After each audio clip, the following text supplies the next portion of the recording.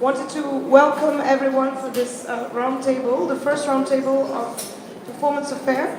I'm one of the two co-founders. My name is Liv Weisberg, and well, Will Care, who's just come in a second. So we launched this project this year, and we're very happy to see so many of you here today to come to the first roundtable. We had the idea of launching Performance Affair because we think that performing artists and the gallerists, the collectors, and the whole ecosystem, museums, it's very trendy at the moment to have performance everywhere, but the economy of performance is often overlooked, and we think that it's important to have this discussion. And when I see so many people in this room, I'm delighted to see that it's shared by many. So we are very happy to have Rose Lejeune, who accepted to come today to prepare the talk and moderate the talk. And Rose is a curator and a writer as well, and is looking in depth in those questions of collective performance arts. And we're also very delighted to have a series of, we invited specifically some people to launch the discussion. They will introduce themselves in a second. But the idea is that everybody here, absolutely everybody, is included in the discussion. It's not just round, that's why we made it like a proper roundtable. We are live on YouTube. 2 channels. 2 channels. And we want this to be the first of a series of talks, a series of performance affair all across Europe and the globe. We hope to have an next edition in another country. We're working on it, so yeah. Thank you for coming. Thank you.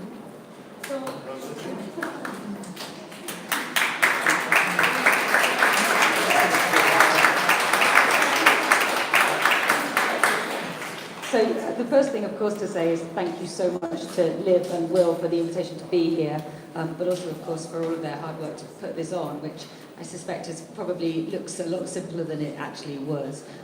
But I think that it's really exciting to be here, and I was really happy to be able to accept the invitation from them. Because as Liv says, I think that this is a really kind of particular moment, both... Closer. Can you? Round table again. Just because I think in that sense this is a really kind of particular moment, both in terms of the art market in a really general sense and much more specifically thinking about how certain types of practices that don't fit into the art market in a very kind of object-based way are really kind of at risk and having kind of very specific types of difficulties in terms of how they're produced, how they're disseminated, how they're supported in both within the market and within the kind of public art infrastructure, and that those things are changing. I mean, coming from the UK context in particular, where we've seen really radical changes in the way that government funds art production in general, and we've seen really a very kind of swift shift to something where the art market is very, very strong and very visible.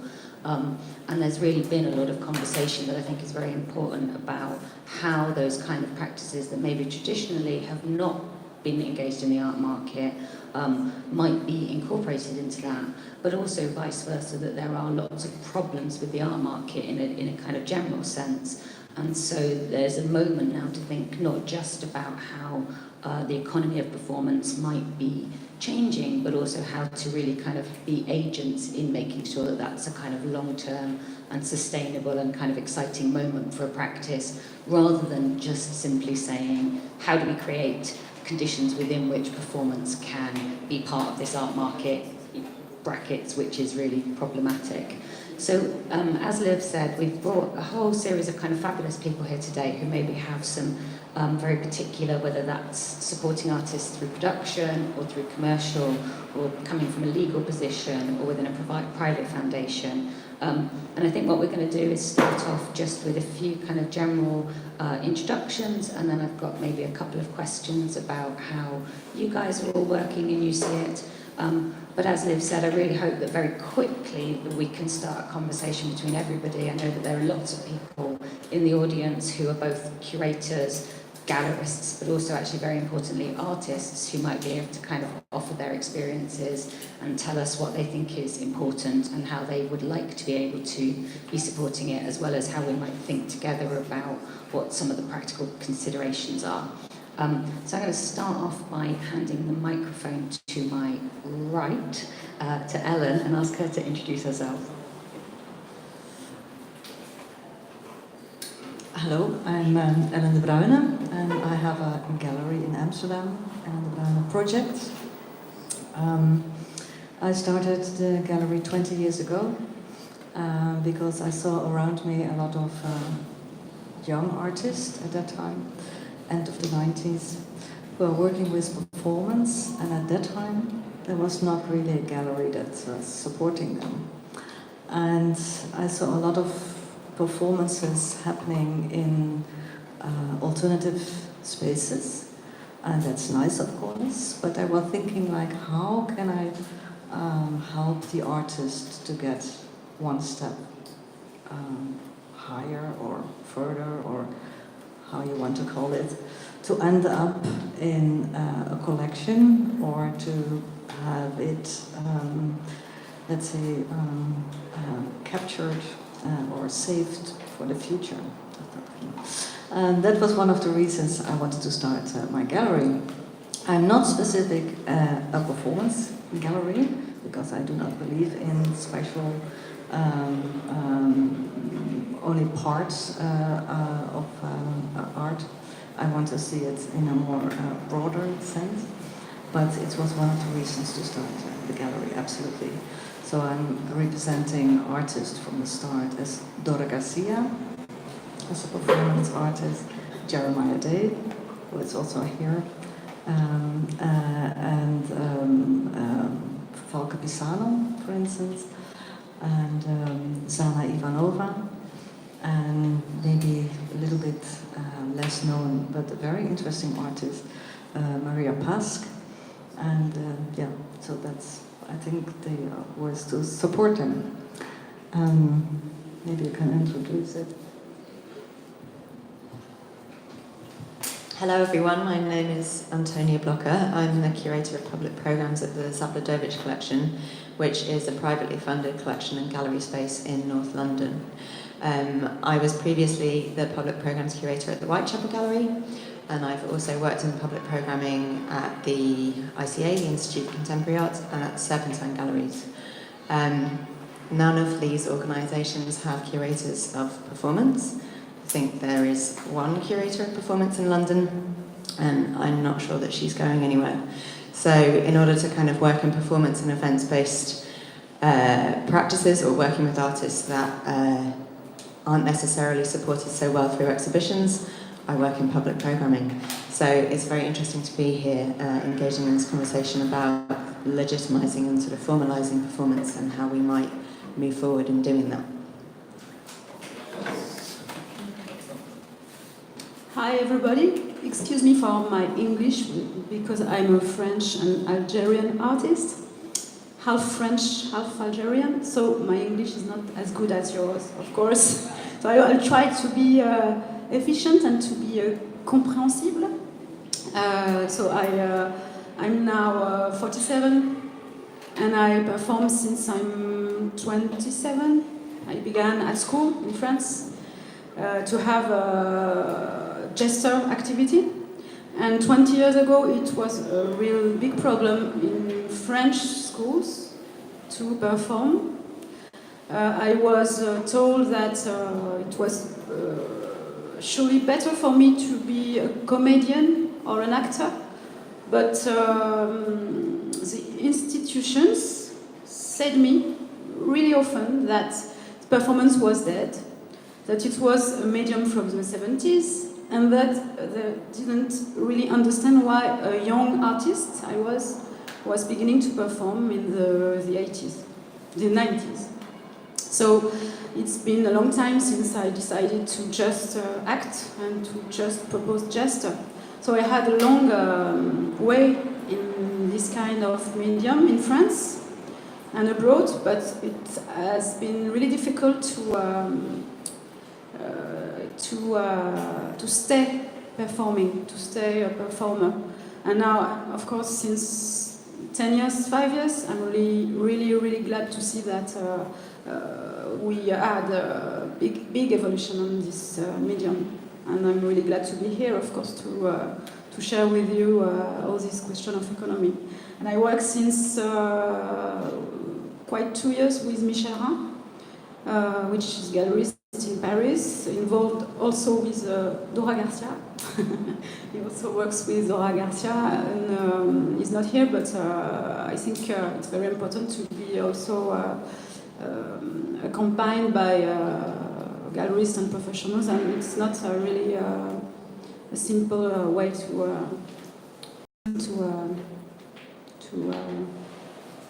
acquérir. Nobody speaks French here.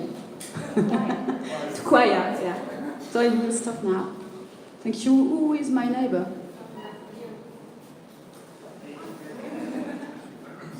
Hey, hi everyone, I'm John Sharples. I'm an intellectual property lawyer at Simmons & Simmons in the City of London.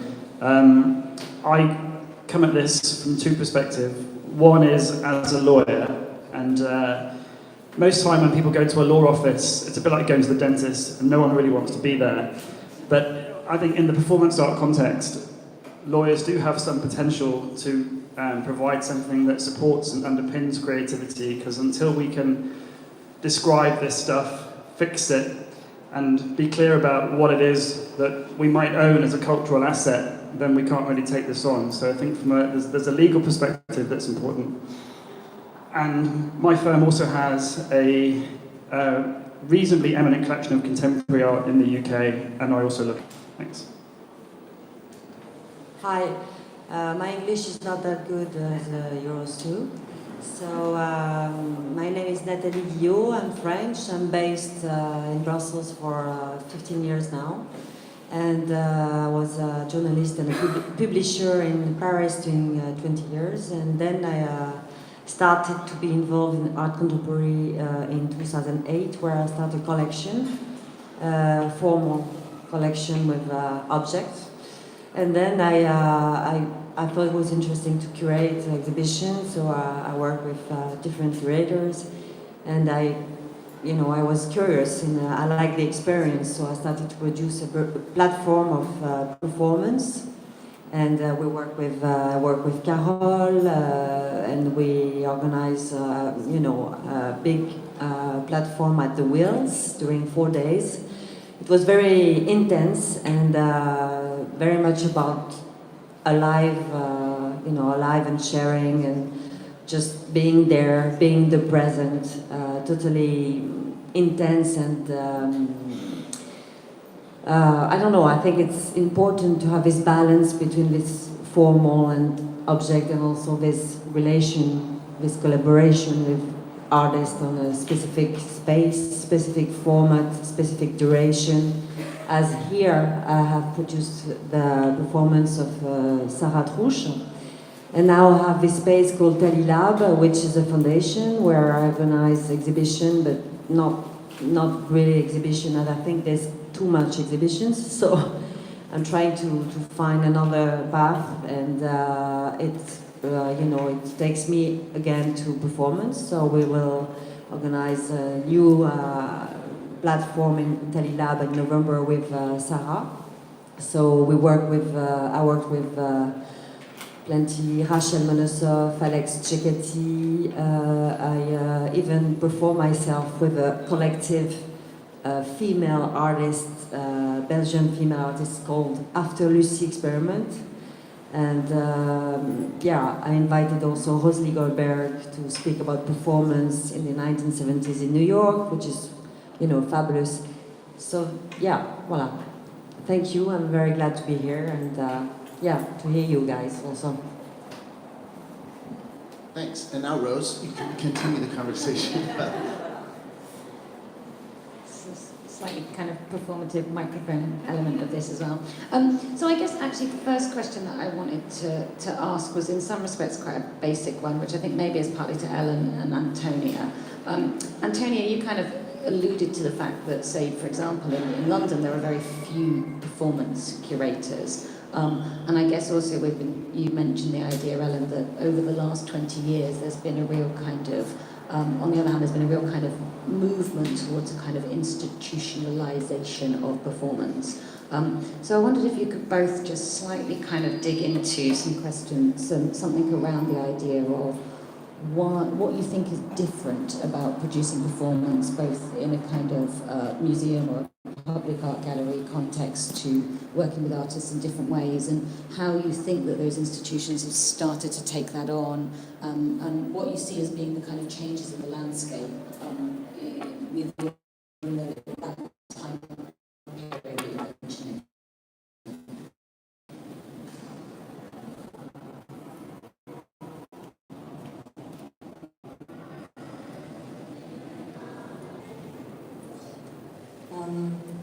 I can also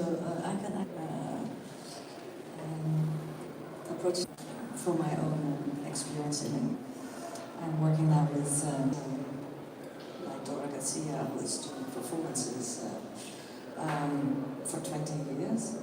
So if I have to think about development or change, then 20 years ago, everybody, or a lot of people, approached the gallery and were asking, maybe not directly to me, but to fellow artists, is there anything to gallery? And so that's the first 10 years. Everybody thought that, yeah, it was nice that people were that I was doing and producing performances, showing performances, but the audience was not yet there to approach it or to take this bridge.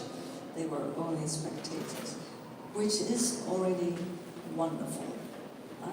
That's also it's one part, and maybe it's the most important part, that you can see a performance.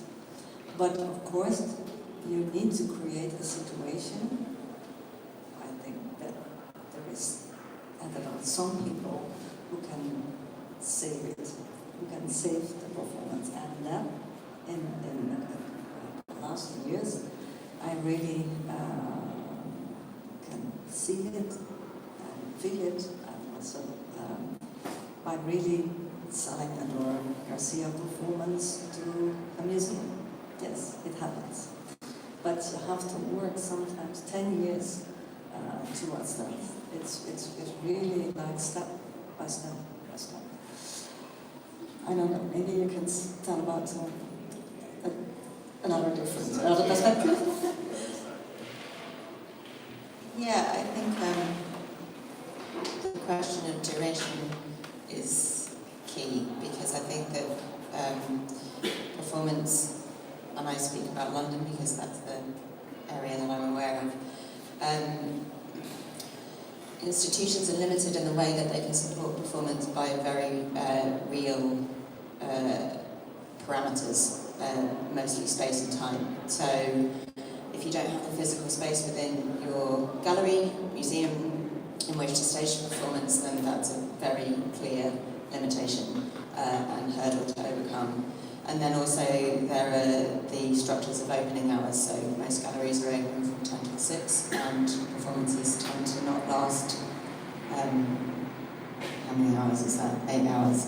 And so you have to kind of find ways to work within these spaces and within these timeframes in order to allow performance to happen. So in London, most major spaces don't have space for performance. They might have auditoriums, which are sort of coded in particular ways already. The Tate has tanks, which is wonderful. There are certain institutions that are now from space, so Block Universe, Louise is here, is doing a wonderful job at championing performance in London.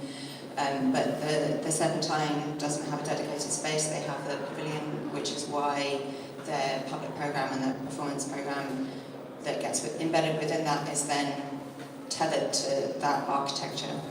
The Whitechapel doesn't really have space for performance. So without actually providing a physical, then there's you know, I think that there has kind of been moves towards supporting performance in a more effective way in the past few years, and why that is, I suppose it's sort of an appetite. If you have, as you said, if you have an audience for something, then those spaces start to open up, but it's actually changing these structures of organisations is very difficult. It takes a really long time.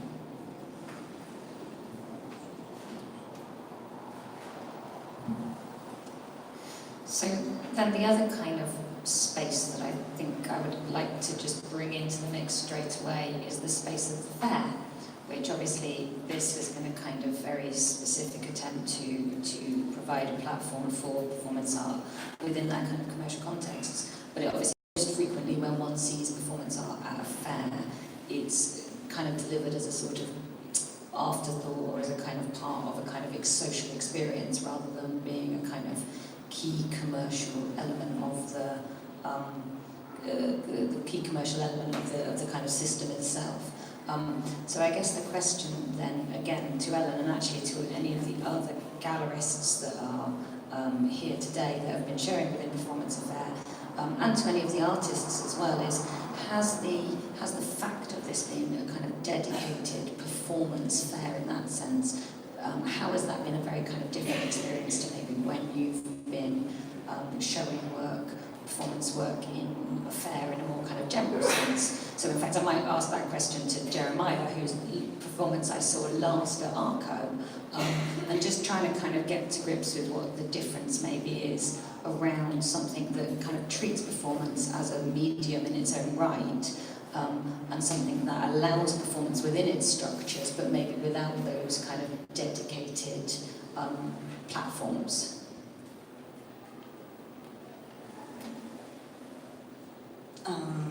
Okay.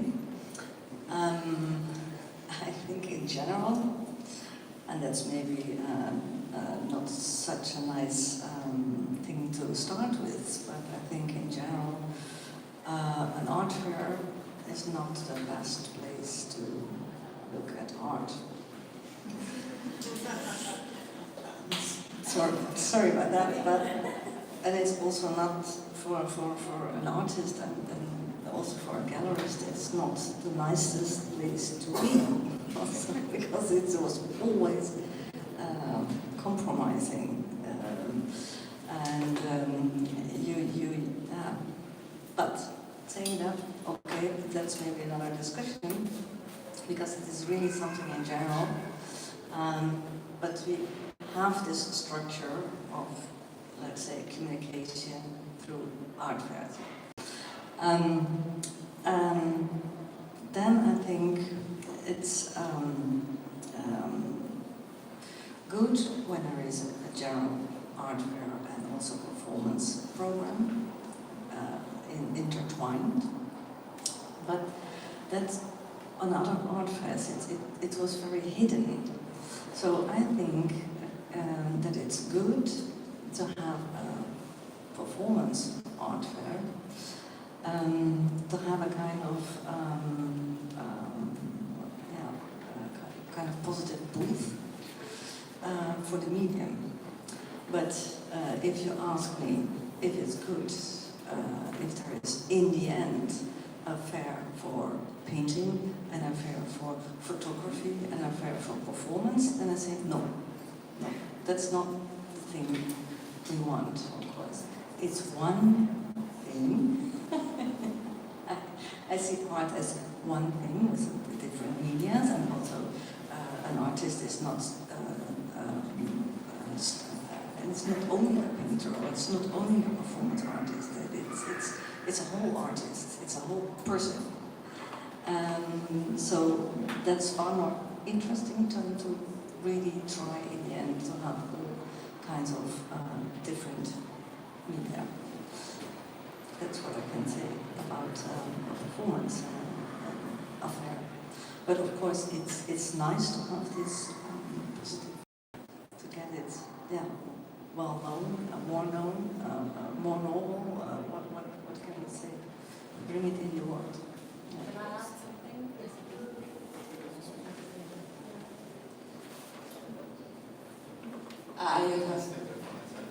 I agree with you.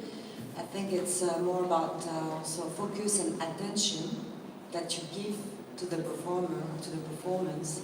And the context, the format is quite weird somehow. I'm sorry, I'm very direct, but it's like, okay, how can I focus to all these proposals at the same time? And you need to be like in a progression, not giving things like, okay, this is it now, and then the next one is here, and then, like, I think the idea of as a producer of performance, I think what I like is to be in a discovery.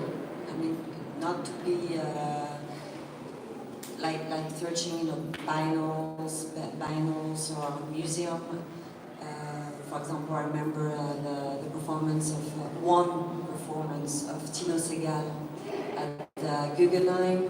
The Kiss, or the thing that he did with different generation of people.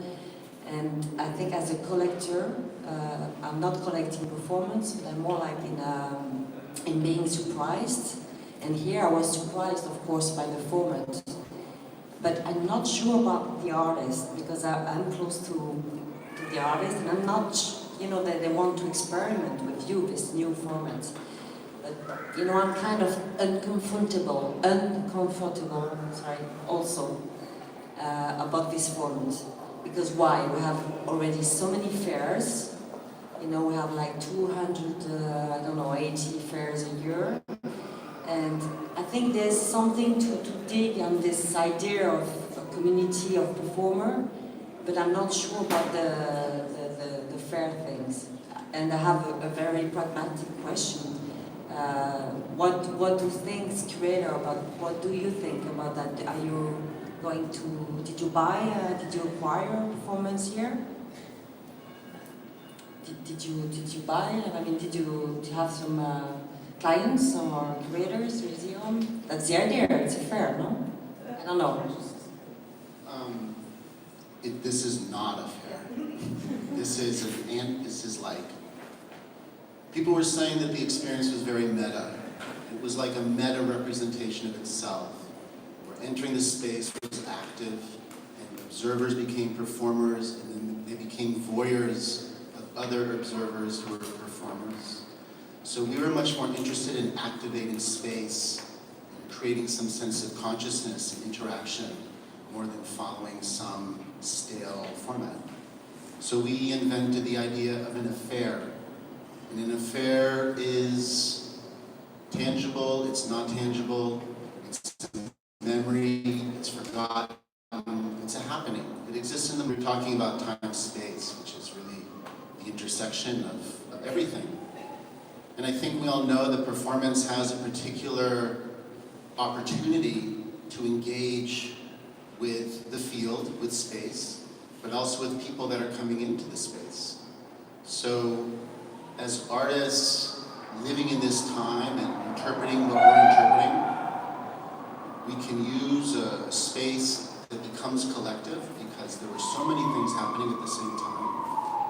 And in a way, we embody what is possible in an impromptu community that's based on respect, and that's based on not really knowing what's happening, being open, like you're talking communication. So I think it's important to think in this context that we're not a fair. A performance affair can be anywhere, at any time. We're fluid, we're abstract, but we're also tangible. The performance itself. I suggest we give the micro to an artist who live this format, this new format. What do you think? Like, for example, Sarah Trouche. Sarah, if you want to say something? As you performed during 4 hours yesterday. I didn't introduce myself. My name is Will Kerr, and I'm an artist. Sarah Trouche, would you like to come over here? Oh, there's a... Hi everyone. Thanks Nathalie for So maybe you can tell about your experience of the station or the format as you are performing. I've been a performer since my 18. So my first action was in Paris. I was barely 18 years old. And because of this action, I entered in my school, which was the School of Fine Art of Paris. At that time, performance wasn't taught at all in art school. But it was just like, seriously, why are you doing art school? Because you're a performer. But like, what I'm interested in performance, it's actually that you can touch everything. You can touch sculpture, photography, video, audience, and you have to be engaged with your environment, and you have to be engaged with people you work with.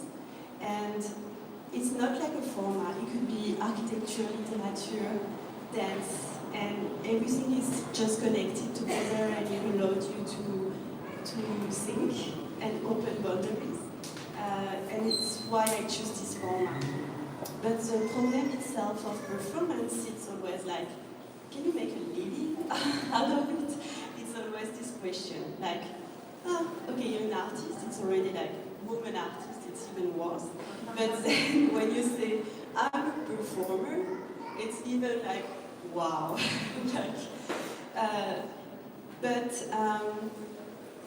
Yes, it's possible in the sense that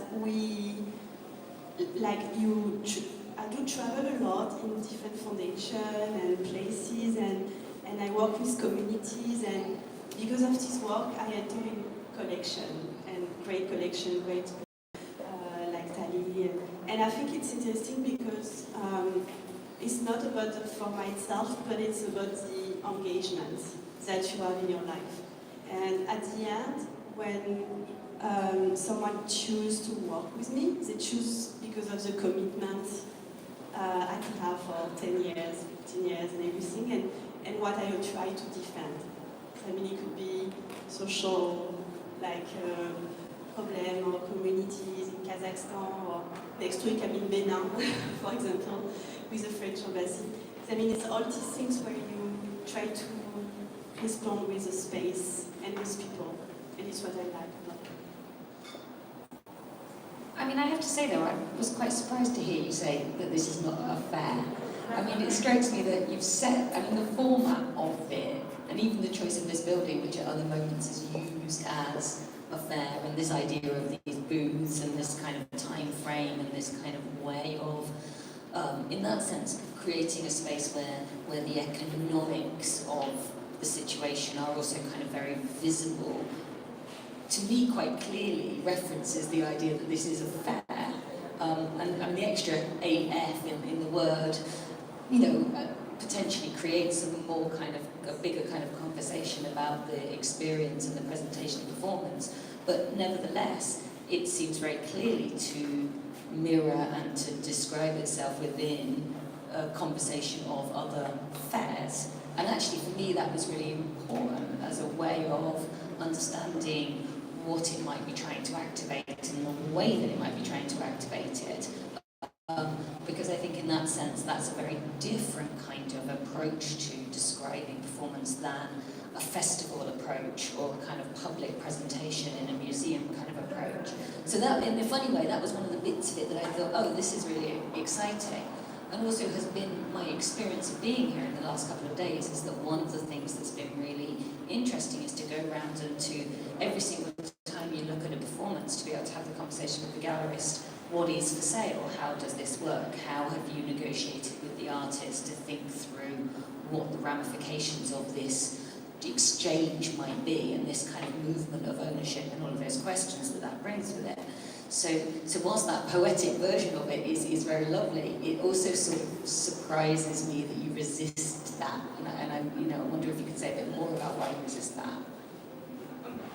Maybe as I'm the other co-founder, I can give my version. I mean, I'm not an artist, I'm a lawyer initially, copyright lawyer, and I changed career 2 years ago to work in fairs. So I'm quite, I visited fairs for many years as a visitor, and then I ran fairs, and I noticed that fairs were, I agree with Ellen, I created my first fair propositions 7 years ago to make it an anti-fair, because fairs are necessary evil, and everybody agrees, it's terrible places, like no one likes it, but they're still growing. There's, Nathalie said it now, 300 fairs or even more, and I always put a proposition, this diagram where we started with 3 fairs in '69, and now there's every week or every 2 days a new fair.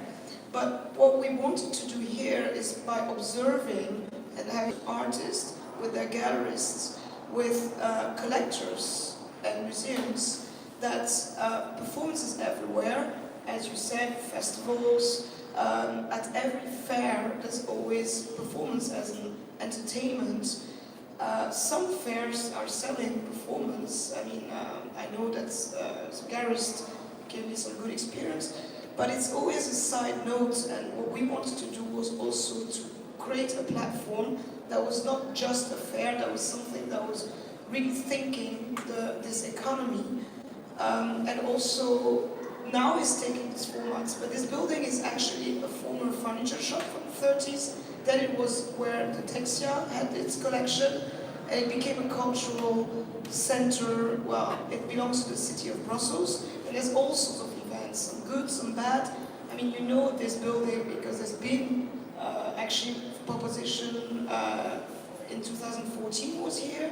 There's been Independent, there's been Collectible, the fair created, and now there's this, but there's also all year long also events. And this, for me, is a hybrid platform, and we insist on platform. We ask the artists and the galleries to write one page on how they want to sell their performance. The only reason we asked this was to change mentality and move things. Our only motive was to just change the status quo and force people to think about it. Everyone, artists usually are the one who think the most about it because that's, I mean, their practice. That's also, as Sarah said, you need to make a living, and as a performing artist, it's really difficult. The gallerists are not, I mean, of course, Hélène is an example, but I've spoken to so many gallerists who said, oh, that's a good idea. I never thought about selling performance. And at least just writing this one page was triggering the beginning of thinking about it. And collectors, I spoke to some collectors who said, I would buy performance if I was offered performance, but no galleries ever thought of offering the performance. They just sell the props, the videos, the documentation, but not the actual performance. Because it is also a contractual issue, there's a lot of preservation, much more difficult issues. So that's why we created this platform, to actually discuss those issues. And we want to reborn in all sorts of formats. This is, indeed, we're playing, come on, a fair, of course we're playing, it's a punk. It's a bad punk, or a good punk. But it was kind of a joke, not a joke, but a meta performance. So we wanted to trigger reactions. That was really, the aim was to trigger interest in the economy of performance, because not a lot of people care about it. So, and we wanted to gather people interested and change things slowly. Sorry for the long talk, but I'll give back. So I guess what I want to do then is bring John back into the conversation a little bit. As somebody who actually has, I think in fact with Alex and Lana, who are kind of sitting next to him, spent quite a lot of time. And there's also a couple of other kind of gallerists who are in the room who I'm very aware are also actually exactly the kind of people who have been thinking about some of these things. So there are 2 questions really, and one is 2 gallerists who are kind of here, both Alex and Lana and Alice, who's just behind, and Dave from 17. There's a couple of other people who. So I guess the question would be, how does it being an explicit platform for the sale of performance art, how has that changed, and what has that triggered for you, and has that been a kind of useful way of thinking through some of those questions? And then the second one is something that's a bit more practical, which is a bit more about kind of trying to describe what some of the criteria that you're having to think through are, what some of those kind of practical things are. John wrote a very nice kind of piece earlier on, just on Instagram, where he kind of wrote down sort of things about the relationship in that sense between patronage, but also I guess maybe some of those more practical questions that you have to think about in terms of ownership, in terms of copyright, and all of those kind of things. So it's quite a big, that's 2 quite big things actually, but maybe I can see Alice has got the microphone, so I might ask her to say a few words. Yeah, actually we're presenting Timecha professionals and an artist that we also presented at Perform at Artissima 2 years ago. And it's been a very different experience. And I think so with Tim Mitchell's an artist in the visual art world, he's performed himself. He also has a theatre company called Force Entertainment, where he works he's a director and founder. It was founded in the 80s. So he's used to working with other performers, but in his own performance work under the name of Tim Mitchell's, it's normally him. And when we presented a Perform in Artissima, it was one of his pieces. He collects language, he collects snippets of things that he hears in the newspaper or things he hears in the train or on a plane. He collects this together, a kind of archive of language and words, and often creates these sort of note cards, which then, when he's in a space on his own, he performs out, he speaks out these phrases, he repeats, he changes the intonation, he switches between different ideas and different snippets. And he did this at Artissima, but this was at a point where, with these pieces, he wouldn't consider selling that work for someone else to perform for someone else to sort of take his place. He also makes neon works and works on paper that use the same kind of collection of words and language, which obviously are for sale. But he'd been in conversation with Catherine Wood at the Tate after he launched the Tate Exchange there in the new Tate Modern building. And when there was a discussion at that point about how he could sell these pieces, which were the actual performance, he was very clear he wouldn't have someone who would stand in for him for a piece that was already devised. So when we were discussing with Liv and Will and the team about this, an interesting thing came up where the dates of this, he was going to be away. He was absolutely, there was no way he could be here, which brought up the exact question that we needed, which was what happens, can the work exist when he's not here? So in order to present here, he went into the rehearsal studio with another performer, someone he's worked with before, and he's developed a new piece which uses the same mechanisms of speaking out a phrase, but taking it and bringing it right back to a very simple 5 words. And something that he could see this performer, Bruno, who was performing it here, and also other performers in the future. And then, because we were asked to then present kind of how it would be sold, which is something that Tim has been kind of discussing for a long time. He was part of the Tate Modern, that they did a discussion, a series of discussions on collecting live art about maybe 3-4 years ago, 5 years ago even. So he's been thinking about this for a long time, and the way that we developed this piece was to have a series of, so we'd have documentation of him giving instructions to another performer, documentation of him in the rehearsal room with Bruno, giving him instructions, documentation of the piece here, and also the score, which is a set of 5 note cards which he's written the phrases on. So the performance would then could be acquired, and it's unique plus 1 AP, so it would be acquired with all these elements, so that someone could then an institution could then re-perform it, or a collective, it's a private collective, could have all the material needed to have another performer without him being there to direct it. And then he'd have 1 AP, which would basically give him the right to perform it with his own at some point himself. And one thing actually with the copyright thing that I was talking to Rose about was we were sent the contract from a performance affair from Liv, who is a copyright lawyer, and said that she kept it intentionally simple, but Tim immediately said, there's no way I'm signing this. He's been given a lot of contracts over the years, and he said, the way that they're written was that, and I don't think it's not the intention of the organisation, but they could potentially do whatever they want with the documentation. They could sell it, they could do whatever. And he was like, this is not what. Also with live streaming, he's very careful that live streaming never goes out of the entire piece, because if that happens, then where's the value for the person acquiring the performance, which basically is part of that is the documentation in able to be able to be performed. So. Can I just ask, Alice, what does this edition of one cost?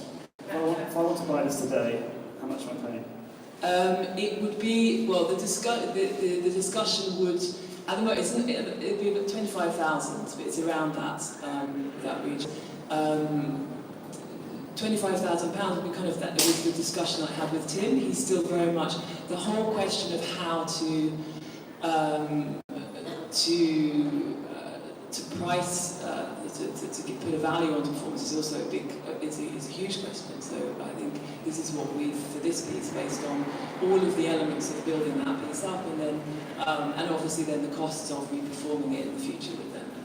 And because he retains the artist proof, if he wants to lend that to a museum or an institution, he can still do that. So that isn't the sole right of the buyer. So he wouldn't lend, no, he wouldn't lend the idea. So the scorecard that you see in the space, this only exists once. So the scorecard, the documentation, all of the elements in order for somebody else to perform it, is what is unique. And then the AP would be something which is just Tim Etchell's able to present it himself. So he doesn't need the scorecard because he doesn't need the No. instructions. Exactly. That's right, okay. Yeah. So, John, I wonder if you could tell us something about, a little bit more then about where those questions come from. I mean, you mentioned that you have these kind of dual roles, and one is obviously enough as a lawyer, but the other is also as a collector. Okay.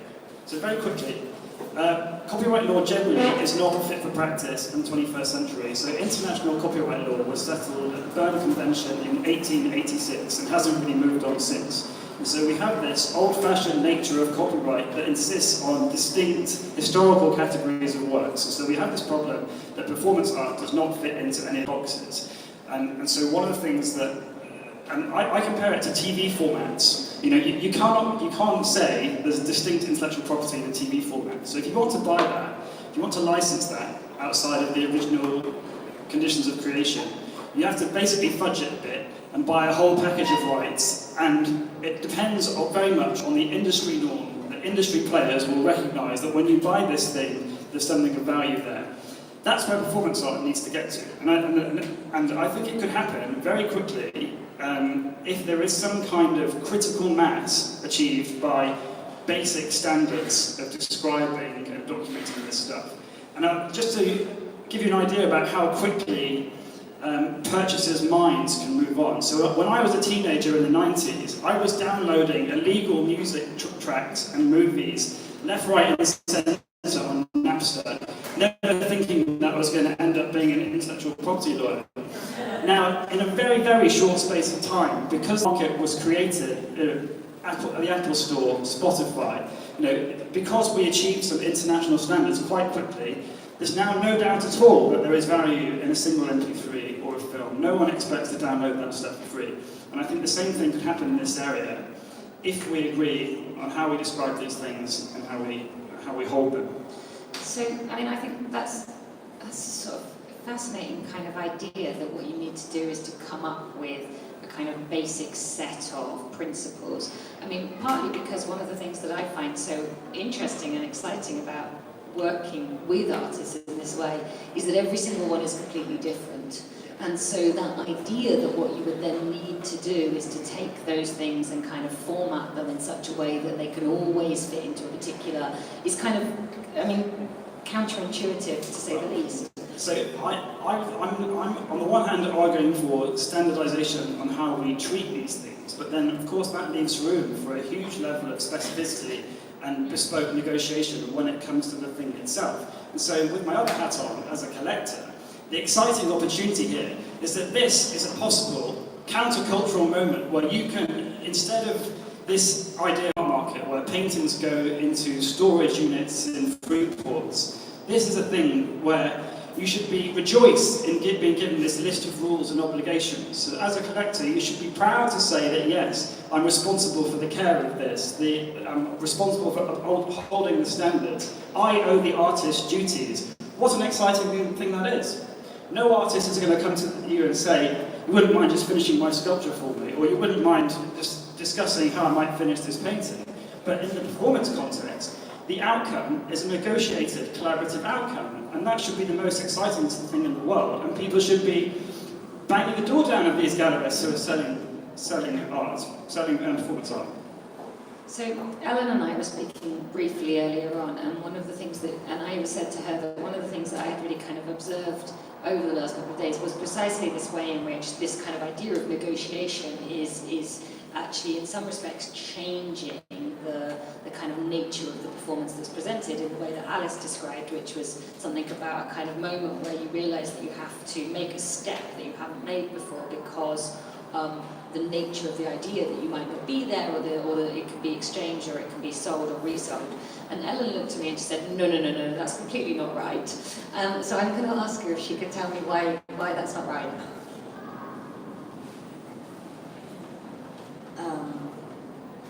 I think the starting point is the artist. It is his creation, or her creation. It's and the whole organization should adjust to it, to the artist, and not the other way around. I mean, that's crazy in my perspective. So, of course, everybody gets influenced. That saying, I think we should very good listen to the artist, and every person is different. All the performances are different, even from one artist. It's different sometimes. So I'm very much hesitating to just put some formats on it and say, okay, it's fixed, guys. Now from now on, we can sell and buy performances. It is this discussion you have every time again, like what is the spine? What is the core of this performance? And from there you can make steps and see how you can make it collectible or something. I'm definitely not talking about a situation in which you ride roughshod over an artist's will and the work starts to bend to the collector's requirements rather than the artist's requirements. Definitely not. But I'm saying that this kind of mode of selling gives the artist the space to insist on the specificity that they want. You know, these are the rules that I insist on, and if these rules aren't followed, then this isn't a work by me. And that's my vision for this. It's absolutely artist-led. How can it be any other way? But unless an artist knows how to describe what it is that they're dealing with, you know, unless you have that language of licenses and assignments and all that boring legal stuff, you can't deal with it. There's no language to sell it. I mean, of course, you can take a view as an artist that what you do is completely outside the realms of commoditization and sale altogether, and that is a reasonable position. But if you're an artist that wants to sell, that wants to create something that other people can buy and share, then you need to find a way to describe that. Yeah, there's definitely something about the point of sale, and every dealer knows that. It's like there's talking about buying a piece, and then there's closing on the piece. And there's a distance between the two. But I think when we talk about performance, when we talk about acquiring performance, we have to talk about joy, the joy of encountering a performance and falling in love with that performance, because that's what starts the whole cycle of a collector inspired and acquiring. So along with this, which is so important, to have a common language and a common sense, taking a step back of what is an affair versus a fair, it's a culture. It's a culture of learning how to interact in such an arena and learning how to exchange about it and bringing, like we said, all the people together in one kind of continuous experience to share ideas in an active context. So that's where the idea of affair comes in, is more going beyond the economies of performance and really creating a culture that can create that, hopefully in some sort of self-sustainable, self-aware way.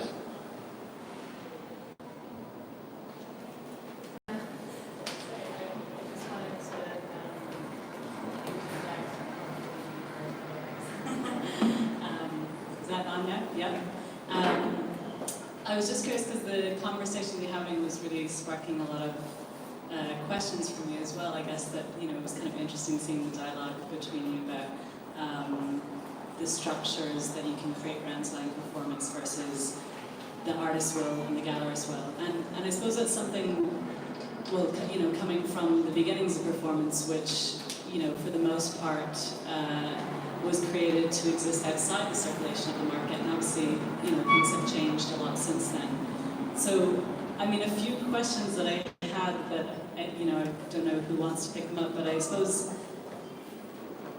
you know, I'm curious about how many artists, you know, really want to be able to sell all of their work in terms of performance. And so does, you know, and also for, in terms of like the legitimization of performance as an art form and its evolution into, you know, collectors' hands and being part of the market in that sense, does, I suppose, does performance need to have a value placed on it? Does it need to have monetary value in order for it to exist on a level playing field with sculpture or painting or those sorts of things? And I suppose, you know, in terms of what the artists want or what the gallery wants and how you adapt those things, my question would also be is, does it also require thinking of what it is that a gallery does? You know, is the gallery only selling the work, you know, or what are the other ways in which a gallery supports an artist? Because we talked obviously about like artists needing to make a living and that's very practical concern. So it's also a question of rethinking what is the gallery doing for the artist also. So I'll throw those out there. Yes, I won't answer to your questions, but I think about a lot of things since the beginning of the conversation. And if I go back to the essence of the performance, I think about the artist. How does he earn his life when he performs? And I think about the performers, they earn their life. And for me, the situation here is interesting because we focus on these questions. And when you're an artist and engaged in performance, this medium, it's really important to have moments like that, to share ideas, to share experiences, and to focus on this medium. But the difference for me between an exhibition and a fair, in a public institution in France, for example, or abroad, is that when I perform, when I present the viewers, maybe you saw the performance with the viewers, there are quite 20 performers. When I perform in a public institution, they are paid, and I am paid. Not really a lot, but we are paid, and there is a production. Here for the fair, there is no production, nobody is paid. So for me, it's very important also to integrate that the question of the economy for the artist is not at the same time every time he works. For me, the economic question now is not right now. I don't think that I didn't, and my gallerist didn't sell the viewers. It's a big performance. There are 20 to perform, so it's quite an institution which is going to buy it, and it has been. 4 years ago, the French ministry, the CNAP, bought this performance. So it's part of an immaterial collection in France, the ministry immaterial collection. So there is 3 exemplaires, 3 exemplaires. There is it's an edition of 4. 1 is sold, so there is 3 to sell now. So I don't think I have the experience not to sell the performance now, but maybe the communication on it and the way we performed this time, which was great. We performed 3 times, and I think it was on view. It was really viewed by a lot of people. So I think they go back to us late in time. For me, the performance is really a medium which integrates space and time, but also time and duration. It's a process. It's not. paradox between the essence of performance with trying always to escape to something. I think the really essence of performance is to escape. Escape the market, escape the economy, escape the relation between you and an object. I think the artists which are really performing with their heart are trying to escape something. So for me, trying to make the object while performing puts me to a paradox when I think, okay, I will sell it. So what do I sell exactly? And is performance, how can I say in English this? Est-ce qu'il ne vaudrait pas mieux finalement que la performance n'intègre pas le marché de l'art?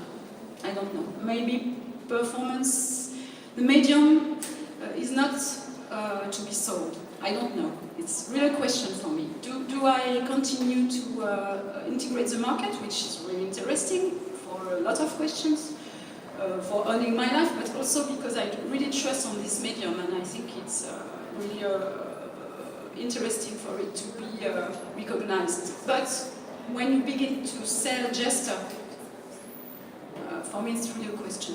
No, I'm going to go to soon, I hope, to a residency in the Silicon Valley. I hope to go there to work with a lab which is called a Ritual Design Lab. Maybe some of you heard about it. C'est un laboratoire de recherche en design sur le geste et sur le rituel. Et ça m'intéresse beaucoup parce que c'est une équipe de Stanford, de chercheurs de Stanford qui ont développé ce laboratoire il y a 2 ans. Et ils proposent des rituels. They are proposing rituals to people. They sell rituals for the daily life. If you've got a problem with your son which is crying all day, you had a problem with police, you had a problem in your daily life, you can ask the design lab, the ritual design lab to create for you a ritual, which is a performance for me, and you will buy to this lab a physical, bodily way of resolving your problems. So for me, it's the end, it's the beginning and the end of something. Even the gestures are to sell. So for me, it's really a question. I don't say it's not yes or no, it's really a question. And for me, performance is really a questioning medium. It's in between, always in between. And I hope it will continue to be always in between. And I follow you, you never can stand, I hope we'll never stand out or trouver une forme qui soit la même pour toutes les performances. I hope it will never be possible. Because each artist is on affects, is very affective, very sensible. And the link between the artist and the gallerist, for example, is really sensible. It's really something human. And that's why it's beautiful. It's escaping always. And it's really a human link between, of course, the gallerist and the artist. And, how can we keep this quality, this delicate thing, this thin thing, and put it on the market? I don't know. It's really a question. An open question. Yes, hello. I would like to thank you for this brief speech, because I think you touched really like the basics of what was the need to, but of course now performance has become a kind of format and it has a visibility integrated into a market. And I think to evoke a bit what Liv said before, I think one of the merits certainly of a performance affair, even if you've got this romantic A prefix, it's about exposing this economy, which has become a necessity for a lot of people, but also maybe something that you have not evoked, and that might join to the problematic of a curator. It's like about the transmission. And certainly what I understood from your project was also this ambition of transmitting a memory, archiving and transmitting memory. And for me it's a very important part of your project. Then I have a question for John and Liv, because you are both lawyers, and you said you were both copyright lawyers. I know very from far that there is a distinction between Latin and Anglo-Saxon law. So the Anglo-Saxon is copyright based on the object, Aristotelian, whereas the Latin law is Platonician, based on the idea. Is there a difference of defense between the two? Where did you study, Liv? First in the UK and then in France. Okay. So, is there a difference between, like, selling a performance, defining contracts of reproduction in the Anglo-Saxon world, or in France or in Belgium, for instance? So there's absolutely a difference between America and Europe. Now, in America... There's a Brexit. Let's not talk about that. I mean, in America, broadly speaking, you're only interested in the economic rights of the author or producer. Like, that's a very crude generalization. And then, in the kind of French paradigm, European intellectual property law is interested in the artist's tortured soul as an extension of himself, and the work is them, and it's almost indivisible. So, in the UK, we kind of have a blend, but partly because European law, copyright is pretty much harmonised amongst European countries. And actually, even outside Europe, although I've crudely sketched what America might look like, we have international treaties that mean we actually have a much more uniform copyright system than you might think. Now, the difference really is the culture that underpins that, and there are very, very different cultural expectations between Latin countries and Anglo-Saxon countries. And that's probably my idea of like fixing this stuff and selling it and trading it. It's quite an Anglo-Saxon idea. And when I hear you, very eloquently describe the French position, obviously I feel slightly embarrassed by my own kind of mercantile approach to this. But I suspect we have the same shared aims at the end of the day, but just a different idea about how you might get there. I mean, I think it's nothing short of a tragedy that the only organisation that will pay for your thing to happen is the French collection of immaterial artwork. I mean, who's that person? And who's their boss? And when they go back and they say, I've bought this artwork, and they're very good, what have you bought? Describe it to me. How does that conversation go? Because that's the point. When you go back and report, and if we were to have this curator of performance art at Tate, and I would love to have that, when that curator goes... Oh, sorry, okay. Sorry, right. If everywhere was to have this, and to go back to that, I've just spent £1 million on a performance work. Very good. Tell me how that's an asset. What have we got? Why was that a responsible purchase? Because you need to answer that question, otherwise these things won't happen.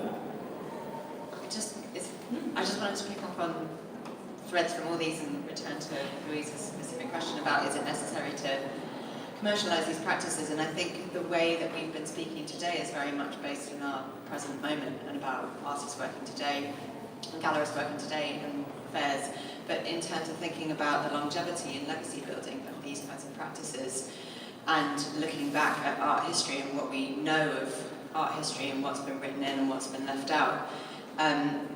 We understand through what's been written about and through what we see in collections. And so if we have an expectation that performance is to be included within the canon of art history moving forward beyond our lifetimes, then unless we figure out how to include performance within collections, or if we find another way to legitimise a canon, then these things will be lost. And I think that there is plenty about performance within kind of written down art history, but yes, I will never know what certain performances were like to experience, and in kind of locking things down, I think there is the potential to lose affect, but without it, then these things just get lost into the effort. And so, do we legitimise these practices through the existing structures, or do we find new structures in which to legitimise them through? But yeah, so it feels necessary.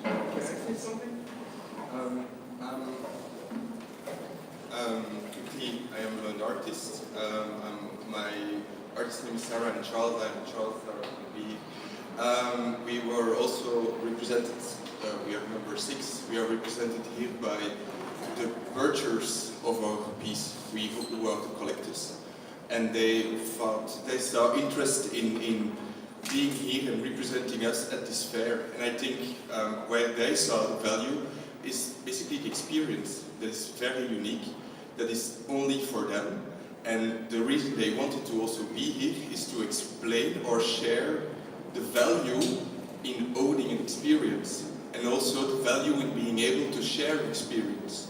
So, I don't know, I see quite some value in performance art, in the sense that as a purchaser, you own something very unique that you can only describe maybe afterwards, and I personally see a lot of value in not even having any physical trace, in a sense to me that kind of maybe even, I don't know, I don't see value in the archive. To me the archive would stay the archive, and the dialogue we had is that they invited us into their home many years ago to do sort of residency while they weren't there, and they really wanted to have something unique, and it was a long dialogue we had, and in a sense the piece was created along with the collectives. So I think performance art